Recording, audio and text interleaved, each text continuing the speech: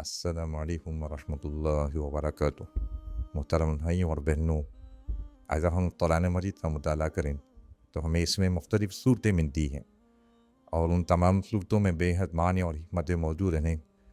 ہم پر لازم ہے کہ ہم قرآن کو سمجھنے کی پوری کوشش کریں، اور جو کچھ ہم نے سیکھا ہے وہ پر عمل کریں اور دوسروں تک پہنچائیں۔ تو پہلا مرحلہ تلاوت ہے، دوسرا سمجھنا، تیسرا عمل کرنا، اور چوتھا دوسروں تک پہنچانا ہے۔ آج میں جس سورہ پر بات کرنا چاہتا ہوں وہ ہے سورۃ الکہف۔ یہ سورہ غار اور اصحاب کہف کے حوالے سے معروف ہے۔ ہم سب مسلمانوں کو اس سورہ سے اچھی طرح واقف ہونا چاہیے۔ یہ سورہ ہفتگمہ اور ریڈیو اور دیگر ذرائع ابلاغ پر نشر ہوتی ہے، اور ہمیں سے بہت سے لوگ اس سورہ کے بعد تیزی سے تلاوت کرتے ہیں، خاص طور پر جمعہ کے دن۔ ایک حدیث میں رسول اللہ صلی اللہ علیہ وسلم نے فرمایا، جو شخص جمعہ کے دن سورۃ الکہف پڑھے اس کے لیے پورا ہفتہ اگلے جمعہ تک روشنی ہو جاتی ہے۔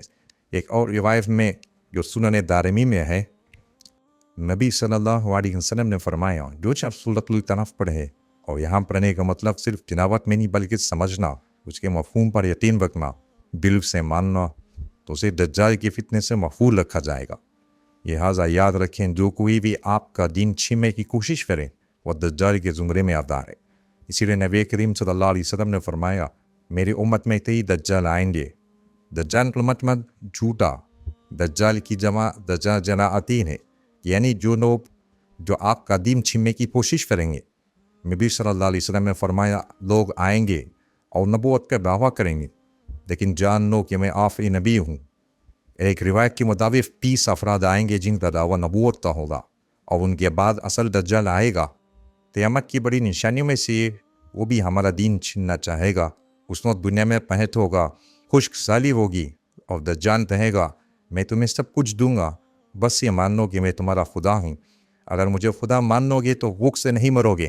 یہ منظر کچھ یوں ہوگا جیسے آج کل دنیا کی معیشت ایک بڑی طاقت پر انحصار کرتی ہے، جو کہتی ہے اگر ہمیں دنیا کے رہنما مانو تو کوئی پابندیاں نہیں لگے گی، ہم تم سے اچھی طرح معاملہ کریں گے، تمہاری معیشت ترقی کرے گی، لیکن اگر تم ہماری مرضی کے خلاف کچھ کرو گے تو ہم تم پر پابندیاں لگا دیں گے اور تم بھوک سے مر جاؤ گے۔ تو یہ بھی دجالی قوتوں کا حصہ ہے جو اپنے نظریات اور عقائد دنیا پر پھونکنا چاہتے ہیں، وہ دین کو لوگوں سے چھیننا چاہتے ہیں۔ لہٰذا ہمارے لیے بہت ضروری ہے کہ ہم خود ان سے محفوظ رکھیں۔ اسی کے ساتھ قرآن مجید نے فرماتا ہے، وَاعْتَصِمُوا بِحَبْلِ اللَّهِ جَمِيعًا وَلَا تَفَرَّقُوا، یعنی سب مل کر اللہ کی رسی کو مضبوطی سے تھامے رکھو اور تفرقے میں نہ پڑو۔ اللہ میں اتحاد عطا فرمائے اور انہیں قرآن اور سنت کے ساتھ مضبوطی سے جڑے رہنے کی توفیق عطا فرمائے۔ جب کوئی مومن دجال کو دیکھے گا تو اسے اس کے ماتھے پر کافر لکھا ہوا نظر آئے گا، یہ اس کی حقیقت واضح کر دے گا۔ دوسرا فتنہ جس کے ساتھ دجال آئے گا وہ ہے مال و دولت کا فتنہ ہے۔ لوگوں پر غربت ہوگی، قحط اور خشک سالی ہوگی، لیکن دجال کے پاس پانی اور کھیتوں کی سیلابی کا اختیار ہوگا۔ وہ کہے گا، اگر تم مجھے خدا مانو تو میں تمہیں مال و دولت دوں گا، تمہارے کھیتوں تک پانی پہنچے گا، پیداوار ہوگی اور تم خوشحال ہو جاؤ گے۔ یہ سارا کچھ صرف اسی شرط پر ہوگا کہ تم مجھے خدا مانو۔ یہ مال پہ ایک بہت بڑا فتنہ ہوگا۔ تیسرا فتنہ دجال کا علم کا فتنہ ہوگا۔ جو بات ہوگی اسے غلط مانا جائے گا، اور جو جھوٹ اور گمراہی ہوگی اسے سچ اور علم کہا جائے گا۔ نیک بیندار اور عالم لوگ نادان اور جائیں دہلائیں گے، جبکہ جاہل افراد کو سب سے بڑا عالم مانا جائے گا۔ یہاں تک کہ علم والے لوگ ختم کر دیے جائیں گے۔ زمین پر صرف وہی باقی رہیں گے جنہیں علم کا کچھ پتہ نہیں ہوگا، مگر انہیں بہت بڑا عالم سمجھا جائے گا، اور لوگ ان کی پیروی کریں گے۔ یہ سب کچھ ایک حدیث میں بیان ہے۔ علم کیسے اٹھایا جائے گا؟ علم کو ایک دم نہیں اٹھایا جائے گا، بلکہ علماء کی وفات کے ذریعے فکر کیا جائے گا۔ پھر لوگ جاہلوں کو عالم سمجھنے لگیں گے، اور جب وہ فتنے دینے لگیں گے تو خود بھی گمراہ ہوں گے اور دوسروں کو بھی گمراہ کریں گے۔ جب دجال آئے گا تو یہ فتنہ اپنی انتہا کو پہنچ جائے گا، باطل حق بن جائے گا۔ آج کی میڈیا کو ہی دیکھ لیجیے، یہ لوگوں کے ذہنوں سے کھیلنے کی مکمل طاقت رکھتا ہے۔ یہ ہمیں مشرقی وسطیٰ کے اپنے مسلمان بھائیوں سے نفرت دلوا سکتا ہے، کیونکہ ہم بغیر سوچے سمجھے اس خبر کو مان لیتے ہیں جو کسی دشمن کی طرف سے آئی ہوتی ہے۔ اللہ تعالیٰ قرآن کریم میں فرماتا ہے، اگر کوئی فاسق تمہارے پاس کوئی خبر لائے تو اس کی تحقیق کر لیا کرو، ورنہ تم کسی بھی گناہ پر الزام لگا بیٹھو گے اور بعد میں پچھتانا پڑے گا۔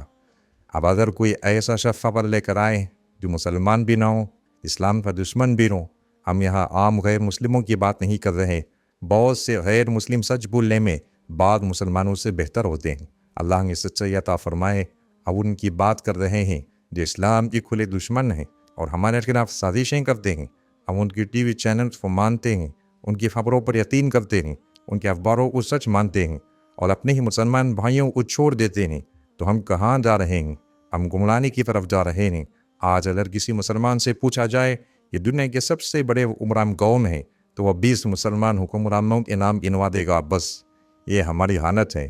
ہمیں خود بھی معلوم نہیں ہوتا کہ اصل معاملہ کیا ہے، کیونکہ جو معاملات ہمارے پاس ہیں وہ دجالی ذرائع سے آ رہے ہیں۔ تو جب دجال آئے گا یہ علم پہ اور بڑا فتنہ ہوگا، وہ علم ہم سے چھین لے گا اور ہمیں یقین دلائے گا کہ ہمارے پاس جو کچھ ہے بس وہی علم ہے، حالانکہ وہ جہالت ہوگی۔ چوتھا فتنہ سورۃ الکہف میں بیان ہوا ہے، وہ ہے طاقت کا فتنہ۔ لوگ اقتدار کے پیاسے ہوں گے، طاقتور بننا چاہیں گے، طاقت حاصل کرنے کے لیے شیطان کی عبادت شروع کر دیں گے، کیونکہ دجال یہی کہے گا۔ آج آپ دیکھتے ہیں شیطان پرست موجود ہیں، فری مینس ہیں جو خود عام ابلیس کی عبادت کرتے ہیں اور بدلے میں انہیں طاقت دیتا ہے، ایسی طاقت جو محسوس ہوتی ہے، جس سے وہ دوسروں کو کنٹرول کر سکتے ہیں۔ وہ لوگوں کی سوچوں پر اثر انداز ہو سکتے ہیں، کیونکہ انہوں نے عالم غیب کی طاقتوں کے بدلے قربانیت دی ہوتی ہیں۔ وہ خون بہاتے ہیں، قتل کرتے ہیں، صرف اس لیے کہ شیطان ان سے راضی ہو اور انہیں مزید طاقت دے۔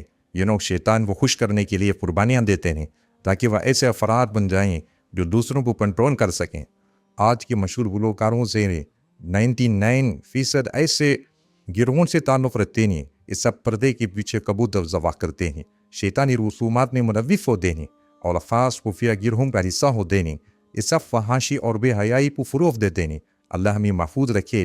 ان کے نام مسجدوں میں رہنے کے لائق بھی نہیں، لیکن ہمیں معلوم ہے وہ کون ہے۔ اگر آپ دیکھیں کہ وہ کس طرح کے لباس پہنتے ہیں تو صاف نظر آتا ہے وہ ہماری مسلوں کو اپنے جال میں پھنسا رہے ہیں، ہمارے بچوں کو، بلکہ ہم سے کچھ کو بھی۔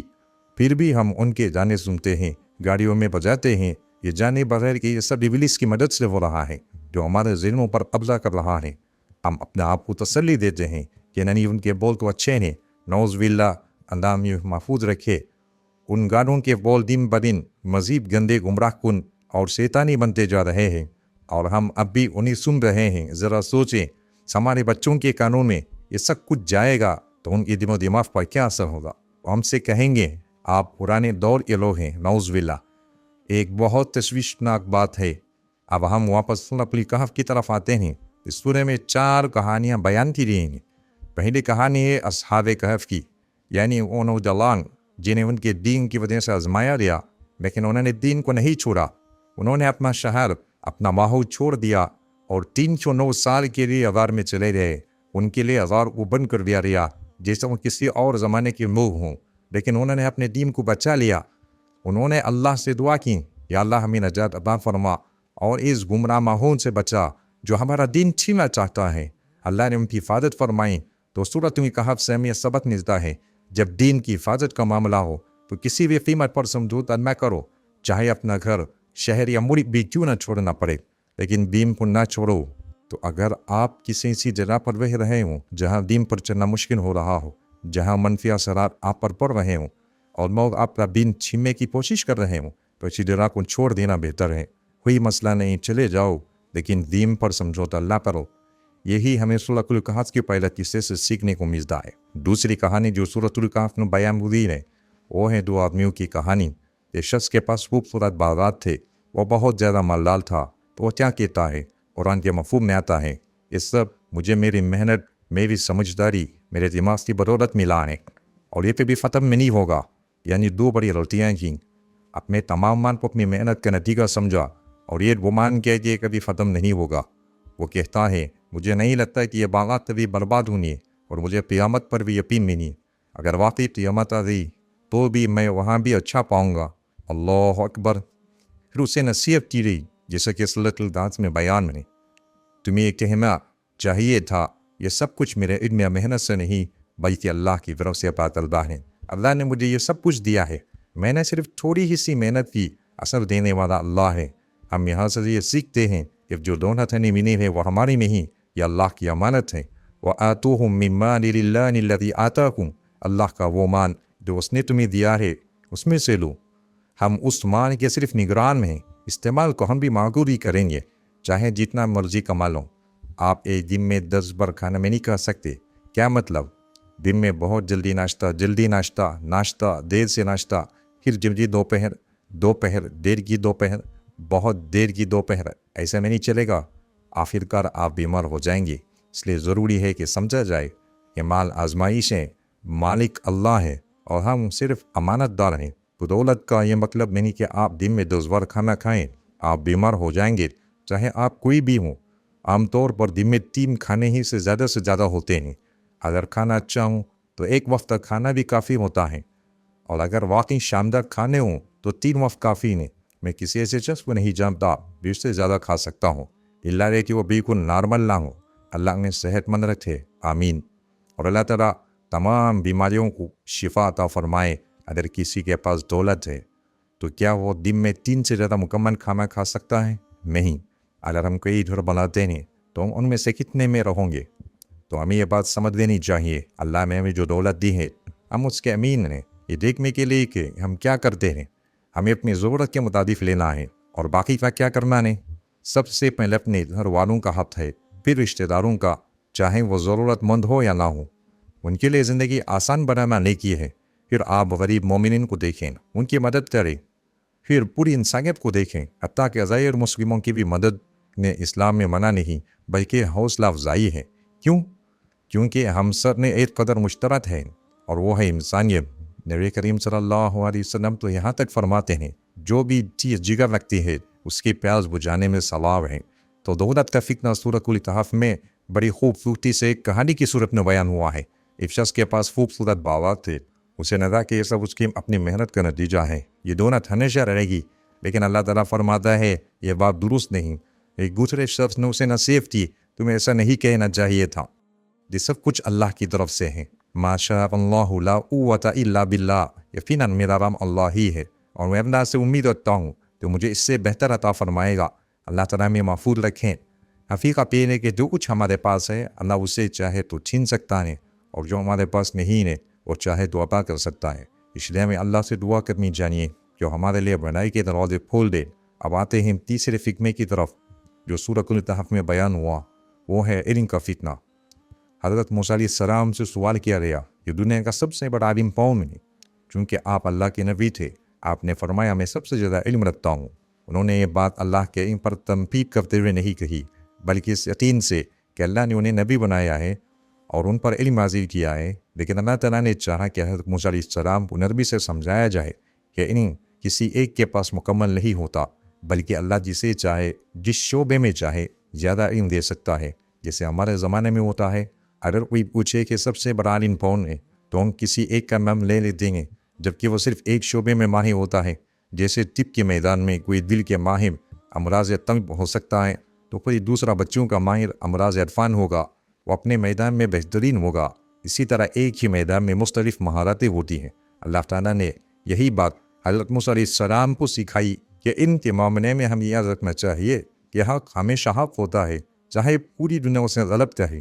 اگر اسلام نے شراب کو حرام کہا ہے تو ہمیشہ حرام ہی رہے گی، چاہے دنیا کچھ بھی کہے۔ اگر اسلام نے ہمیں جنس پرستی کو حرام قرار دیا ہے تو وہ ہمیشہ حرام ہی رہے گی، چاہے دنیا کے لوگ کچھ بھی کہیں۔ ہمیں اپنے علم کو خالص رکھنا ہے، تبھی اسے آلودہ نہ ہونے لے۔ ہمیں خالص پاکیزہ و اللہ کی دی ہوئے ان کی تلاش کرنی ہے۔ اسی لیے سورۃ الکہف میں حضرت موسیٰ علیہ السلام اور حضرت خضر علیہ السلام کے واقعے کو بیان کیا رہے ہیں۔ جب حضرت موسیٰ علیہ السلام کی منافات حضرت خضر علیہ السلام سے بھی تو کچھ ایسے واقعات پیش آئے جن سے ہمیں سبق ملا۔ ہمیشہ ان کی تلاش میں رہنا چاہیے۔ اب یہ نہ سمجھو کہ اب میں سب کچھ جان چکا ہوں، بس یہی کافی ہے۔ نہیں، ان کی جستجو کبھی ختم نہیں ہونی چاہیے۔ اب اس سے بھی بڑھ کر یہ دیکھنا چاہیے علم پاک خالص اور اللہ کی طرف سے ہو۔ ان کے اصل محافظ کی تسلی کرنی چاہیے کہ یہ واقعی اللہ کی طرف سے ہے، اس میں کوئی ملاوٹ، تعصب یا بنیادی فائدہ شامل نہ ہو۔